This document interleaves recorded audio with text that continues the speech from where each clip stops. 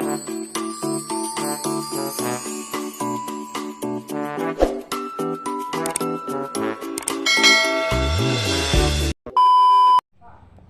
mayong buntag sa tanan. Good morning everyone and welcome back again to our channel. So ngayon guys, nandito tayo sa bahay ni Luz at saka ni Alan. Kasi tayo. Ngayon yung schedule sa natin. Sa pag-harvest sa ating palay. Kasi yung amin na lang yung hindi na-harvest dito guys. So dito ako magluluto sa sa kalos kasi medyo pabor yun sa namin sa basak. Yan, nagluluto tayo ng ulam. Hindi pa dumating yung guys, hindi pa nakarating yung harvester, so maghintay na lang tayo sa kanila. Parang pag nila pang tanghalian tong nilulutuin ko guys, mag ready na lang ako daan. Parang hindi ako magmamadali sa pagluto mamaya.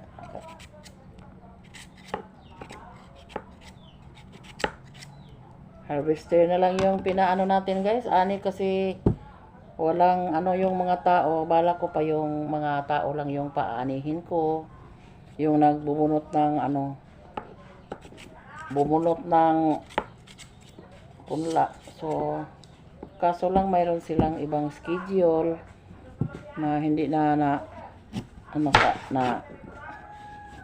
timing sa pagpapa-harvest ko. So yan, harvester na lang yung ginamit namin. Kasi sa panahon din ngayon na ang ulan guys, anong tawag diyan, kalit sa uwan. Pag umaga mainit, masyadong mainit. And then pag tanghali ay yung ulan ay hindi natin maasahan na dadating yung ulan. So naisipan na lang namin na magpa-harvester na lang para madali, para di maabot sa ulan. Dumating na yung harvester. Thank you na dumating na sila. Parang simula na sila sa pag-harvest. Ayan guys, magsimula na tayo magluto ng ulam. Kasi na sila.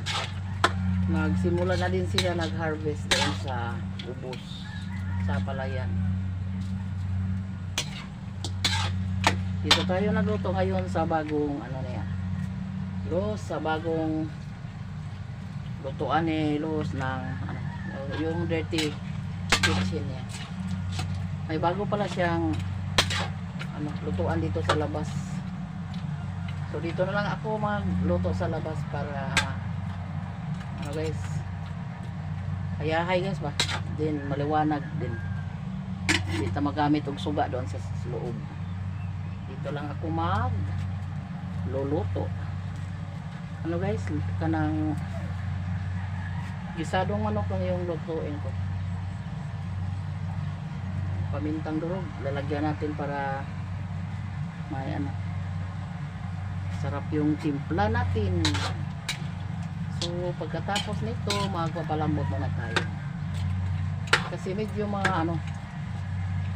may pagkatigasan yung ating manok ngayon kasi yung manok na malaki yung kal yung binili ko guys, para madami-dami. So tatakpan muna natin para madali yung malambot. Papunta muna tayo doon sa basak, so sa palayan. Tingnan natin yung harvester. Sana Lord madami yung ating ani ngayon para hindi tayo mahirapan sa pagkain, lalong-lalo na sa bigas. A few inches later. Yan, matapos na sila dito malapit sa ating payag or kubo noon. So nandun na sila sa ibang kahon. Sana Lord may dami tayong ani Parang pag maubusan yung ng bigas yung mga anak ko guys, mayroon tayong mapagbigay sa kanila kasi yung mga anak ko walang mga trabahong basak. So mga ano lang sila, mangani lang sila guys kung mayroong magpapaani. Pero sa ngayon hindi sila nangani kasi nagawa sila ng walis, nagawa din sila ng walis doon. So yan, hoping na dami tayong abot or ani ngayon.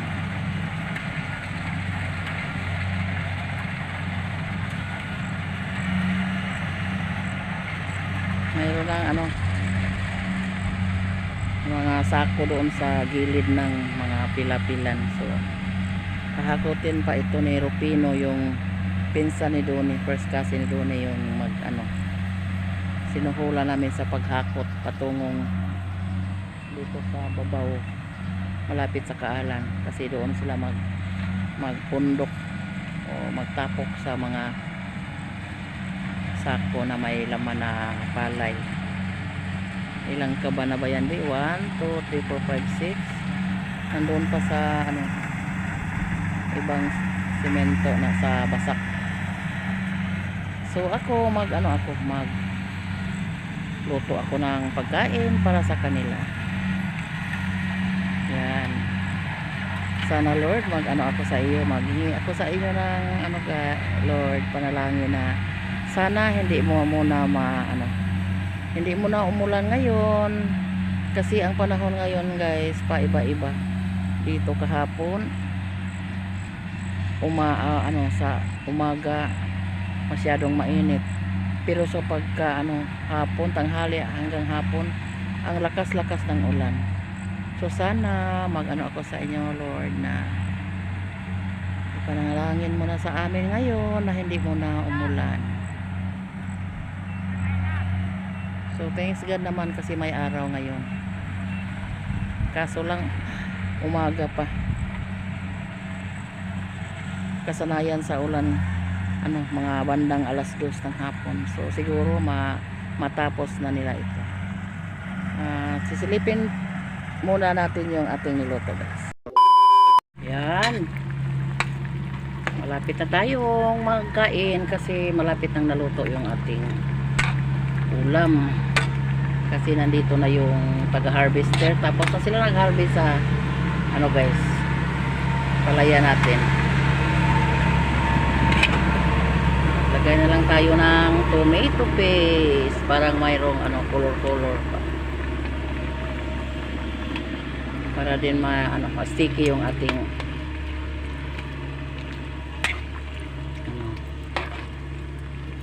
nilutong gisadong manok.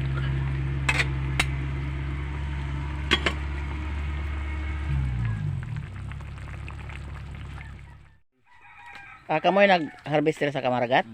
Daro dayo no? Na, may kompleto man. Ila. May ilaha. Ako nga pa, dito bit ni mo lonis be. Ni amlet sila yung tibit ay. Harvestero man. Ha? Sa may lugar ni mo. Wa palagi, wa pa may. Sa pagkakaron, harvest o sa ilang unahon. Buy. Yan, kain na sila guys. Mga puno ka buk na. Kain. Kagawad. Lang Dagpo na ba na? Kuha na nang iha, roti na nang iha. May tanggal lang nag-roti dapat ka. kasi Sani? Sani? Dito. alimuot daw. Aw, bayang. Kana kay puno ka buk Masyadong na. mainit. Kasi nga Karon wa pa manguansan na i-harvester gibera, di pa ka. Di lang kakan di Di kalugar. pa karotibit. Kana lang kay doon diha. Kami sa puno ng Mo mangga. kunay nag-harvest Puno ng mangga nagpapakain. na kay. Di oy, wa may harvester si. Wa may harvester si kuan. Padi taga. Ikaw mo pa di ka kaon. Dita. Adungan ra ta. Yang iyaan. Sabay na kami kain guys. Sa kasilos. Kasi naglalaba pa si Los. May nag-harvest ani din sa karong gisundan. Katong bata pa yung drive. Bata ta mag-drive? Dito patay na. Ha? Nangka. 2,000 years later. Yan, salamat Lord na natapos na yung ating pagpa-harvest. Yan. Pauwi na ako, naglalakad lang ako dito sa ano. Kasi maputik yung daan dito, hindi ako ano, sumakay sa tura-tura kasi mayroong palay ikinarga. So naglalakad lang ako patungong doon sa daan. Doon na lang ako maghintay sa kanila para makasakay ako. So ano, balikan nila ako guys. Tapos sila maghatid sa palay. So thanks. Maraming salamat Lola Ganda sa binigay mo sa akin. So nandito na yon, nabitbit ko na.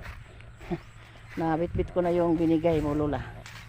Maraming salamat po. Hindi ko pa nabuksan kung anong laman yan. So thank you. Meanwhile, Yan, mag-unbox tayo. Sana receive natin. Galing kay Lola Ganda.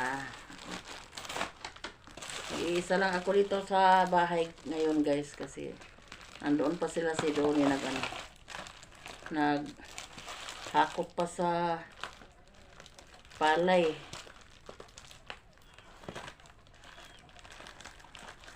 Thank you Lola Ganda, naaalala mo din ako sa yung ano box.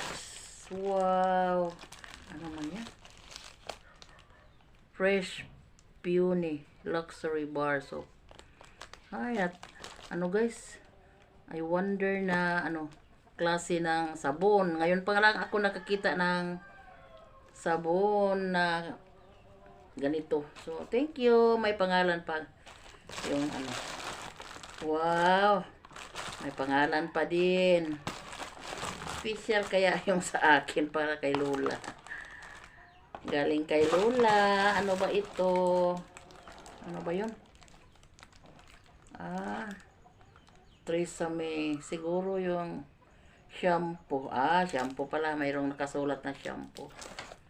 Thank you, thank you. Ang bango-bango naman ng ano ba to?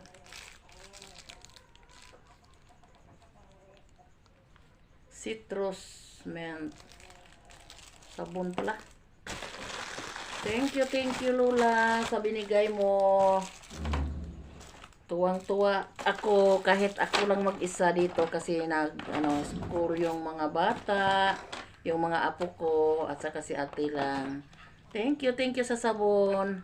Sana makagwapa ito Lola, gaya mo. Kahit may edad na. Kahit may edad na si Lola Ganda, maganda pa din. And then, sabay na yung pagkamaganda ng puso niya dahil mapagbigay si Lola Ganda na sa mga tao tulad namin na mga kaibigan ni Camilo, mga tiyahin ni Camilo, binigyan din nila kami. So, thank you. Ano ba ito? Towel. Wow. Wow, towel. Ito pala yung gusto kong color sa towel guys kasi minsan minsan yung mga ko dito, mga kasama ko dito masyadong pahid ng pahid. So buti na lang ito kaya hindi makaklaro yung dumi. Wow, thank you very much po sa binigay mo Lola Ganda sa mabuting puso. Sana bigyan pa kayo ni God ng mabuting kalagayan dyan at saka magandang pangangatawan. Thank you Lola sa binigay mo na sabon. Ngayon pa lang ako nakakita ng sabon na katulad dito. Siguro wala dito sa Pinas yung klase na sabon. Thank you very much Marshall. Ngayon pala ako ng sabon na ganito guys. So thank you Lola. May mabuti kayong puso at sana million of pilo-piloon yung mga blessings na bibigay kay Lord para sa iyo Lola kasi may mabuti kayong puso na makapagbigay sa amin dito. So thank you. Sana good health kayo palagi. At thank you naman kay God na nakatapos na tayo pag-ani sa ating palayan and then may 20 kabans kaming na ipo na naipon doon sa aming basak, sa aming palayan. So, maraming salamat po, Panginoon, sa binigay mga blessings namin ngayon at sa mga blessings na binigay sa mga generous sponsor natin. So, maraming salamat po. Taos puso po akong nagpapasalamat sa inyo palagi. Kay Lola Gandahay, kay Tita Heart Ganda, at sa lahat ng mga subscriber at mga generous sponsor namin, lalong-lalo na sa mga sponsor na anonymous sponsor. So maraming salamat. Good health palagi and God bless. Bye!